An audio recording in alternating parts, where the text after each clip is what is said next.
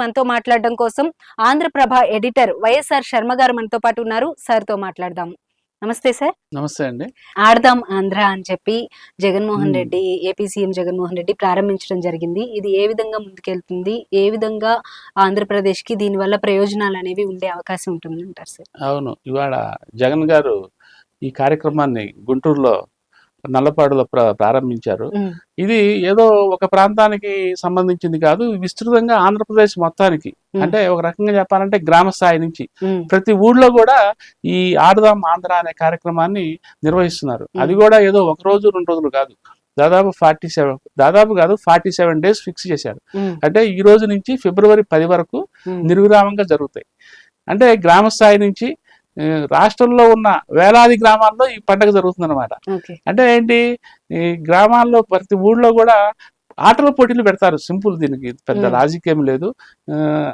ఆటల పోటీలు అంటే కబడ్డీ అండ్ క్రికెట్, వాలీబాల్, ఏమండి బ్యాడ్మింటన్, ఖోఖో, పల్లెటూళ్ళలో ఆడే ఆటలు, ఇందులో కబడ్డీ అండ్ ఖోఖో, ఇవన్నీ కూడా పోటీలు పెట్టి అక్కడ గ్రామ స్థాయి నుంచి యువకుల్ని యువతుల్ని, అంటే క్రీడాభిలాషం ఉన్న వాళ్ళని ఎంకరేజ్ చేయడం కోసం వాటిని అట్లా గ్రామ స్థాయి నుంచి తర్వాత వార్డు స్థాయి, సచివాలయం స్థాయి, జిల్లా స్థాయి, రాష్ట్ర స్థాయి, ఇది యాక్చువల్లీ దాని ప్యాటర్న్.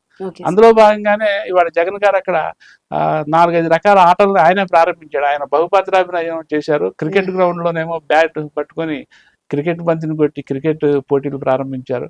అట్లాగే వాలీబాల్ పట్టుకుని సర్వీస్ చేసి వాలీబాల్ ప్రారంభించారు. అట్లాగే బ్యాడ్మింటన్ కోర్టులో ఆయన బ్యాడ్మింటన్ ఆడారు. ఇట్లా రకరకాల గేమ్లన్నీ కూడా ఆయన ప్రారంభించారు. అంటే ఈ షోస్ ఆయన ఈ ఆటల మీద, ఈ కాన్సెప్ట్ మీద ఎంత సీరియస్ గా ఉన్నారు, ఎంత చిత్తశుద్ధితో ఉన్నారు అని తెలియజేస్తుంది.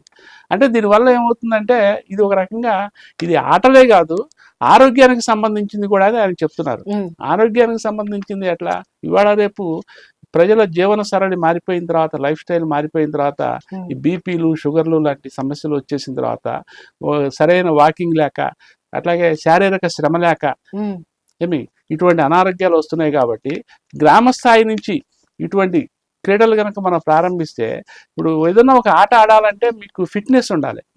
మనం క్రికెట్ అటువంటి గేమ్స్ చూస్తుంటాము, వాళ్ళు ఎంత ప్రాక్టీస్ చేస్తుంటారు, ఎట్లా ఎక్సర్సైజులు చేస్తుంటారు, ఏమండి. సో ఫిట్నెస్ కోసం ముఖ్యంగా ప్రతి ఆట ఆడేవాడు, ఏ ఆట అయినా సరే, ఉదయాన్నే లేచి కొంత ఎక్సర్సైజ్ చేయటము, కవాతులు చేయటము, ఏమండి, ఇటువంటివి చేస్తాడు. తద్వారా ఏంటంటే శరీరానికి శ్రమ పెరిగి ఈ బీపీలు, షుగర్లు కొంత కంట్రోల్లోకి వస్తాయి. తద్వారా కొంచెం హార్ట్ బీటింగ్, గుండె సమస్యలు రావు, కిడ్నీ సమస్యలు రావు.